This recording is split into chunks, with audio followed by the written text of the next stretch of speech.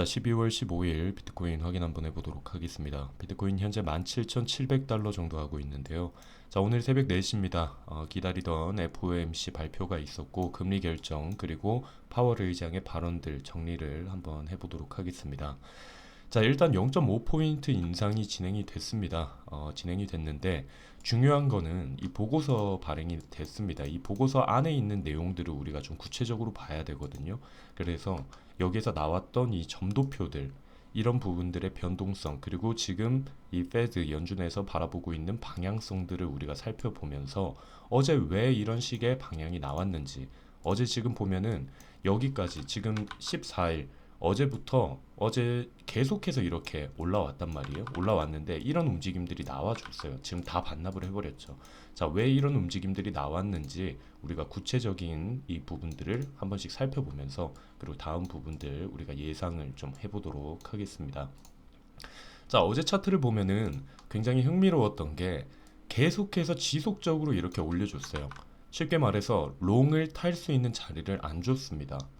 여기에서 만약에 내가 지금 내려오면 롱 타야지 하고 기다리고 있었던 분들 웬만한 분들은 롱을 못 타고 계속해서 올라가서 좀 내리면 사야지라고 기다렸는데 못 하신 분들 많이 있을 거예요.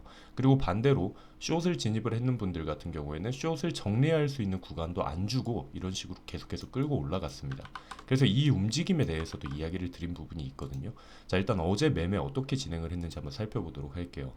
자, 어제 같은 경우에 롱 들어갔고요.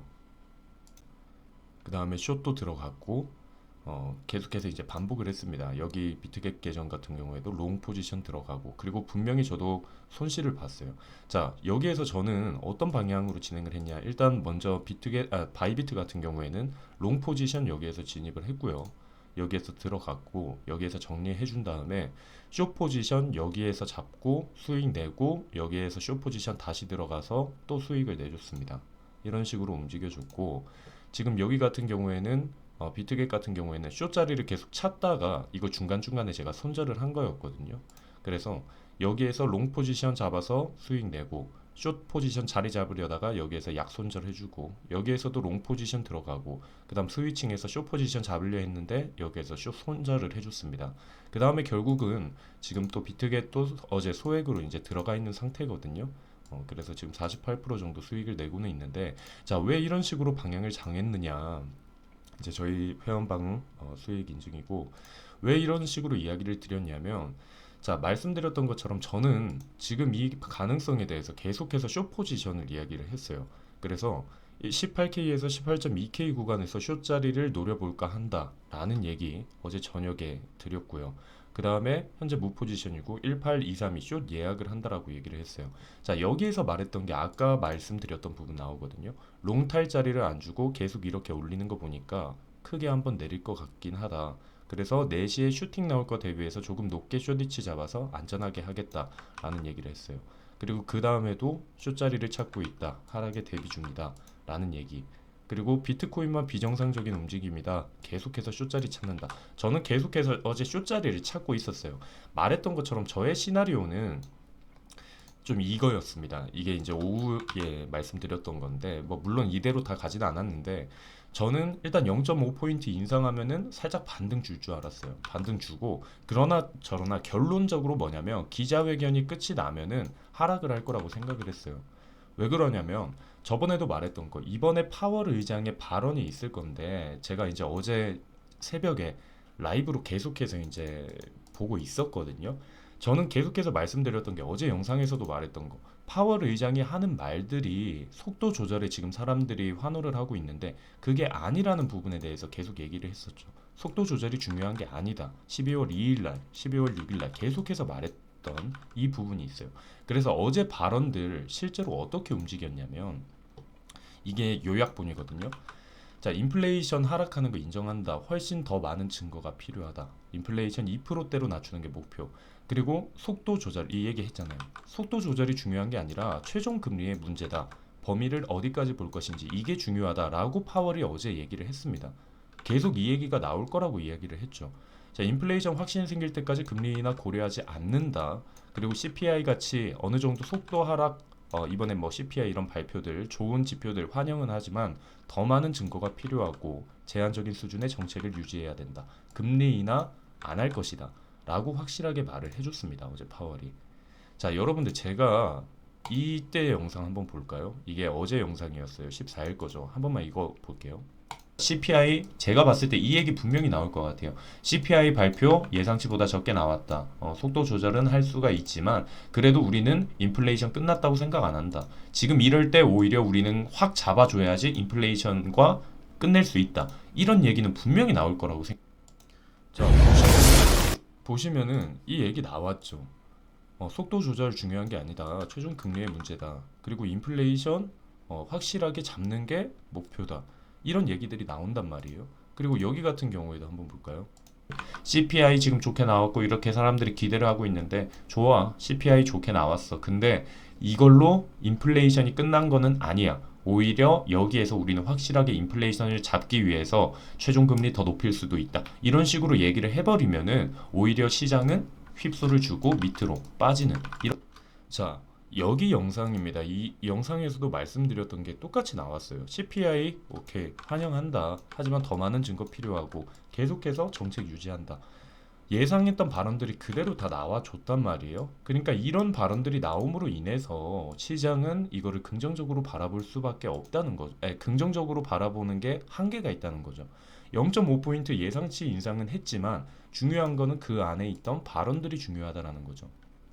자, 그리고 제가 계속해서 또 쇼자리를 잡았던 이유가 자, 이것도 어제 영상의 일부분이거든요. 이거 다 그대로 공유를 여러분들께 드렸는데 말했던 것처럼 지금 저항선이 18.2K 구간 여기에 계속 다 잡혀 있다라는 거죠.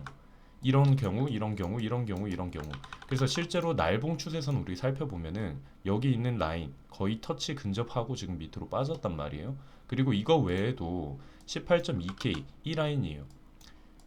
이 라인 구간에서 지금 저항이 잡혀 있기 때문에 물론 여기서 살짝 슈팅은 나와줬지만 여기 있는 라인에서 지금 저항이 잡혀 있기 때문에 이번 금리 인상 0.5포인트 인상할 때 살짝 슈팅 나올 거라고 예상은 했는데 이거는 제가 조금 반대로 나왔어요. 그냥 바로 내리꼽더라고요.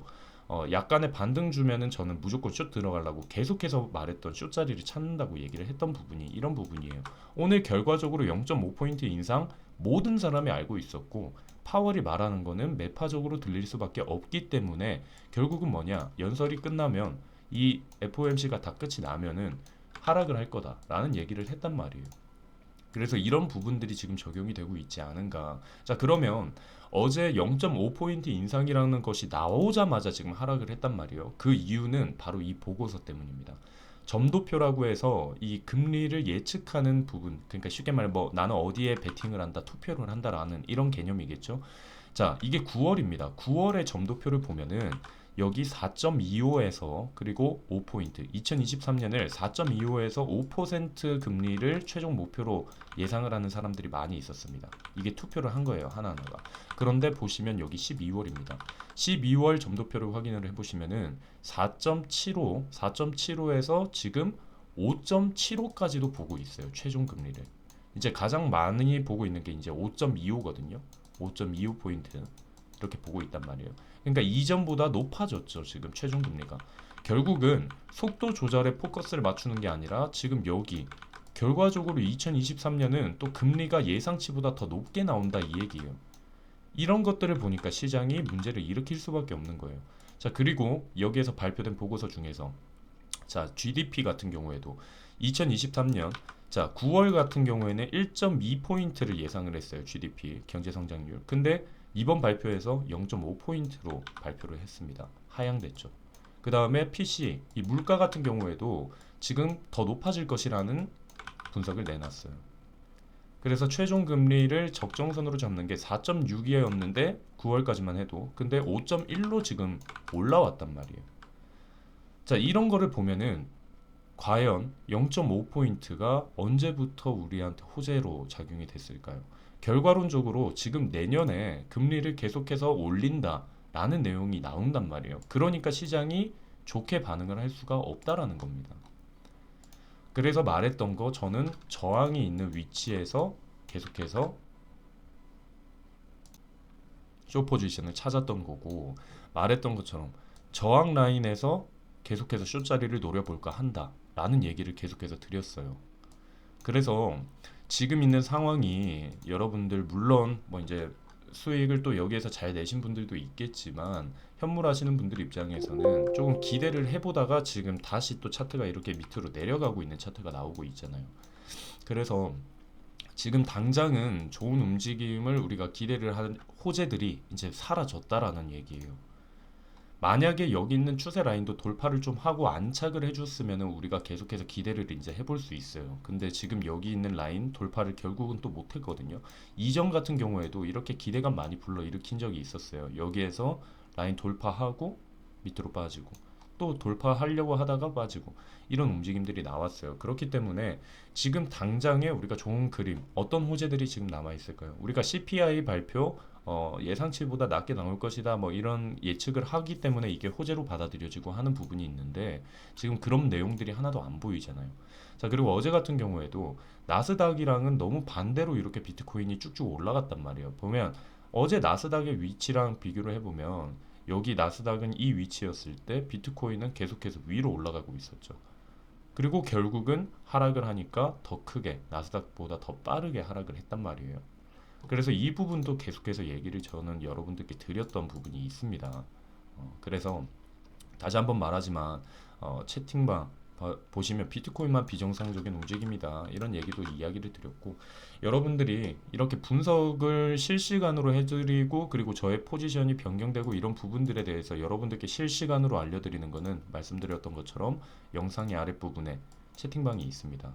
그렇기 때문에 여기 오시면은 영상에서 알려드리는 것보다 한계가 있기 때문에 채팅방에서 오시면 실시간으로 조금 정보를 여러분들께 더 전달을 해드릴 수 있지 않을까 생각을 하고 있어요. 그래서 이런 것처럼 여기에서 이렇게 점도표도 어제 새벽 4시에 발표되자마자 저는 올려드렸거든요.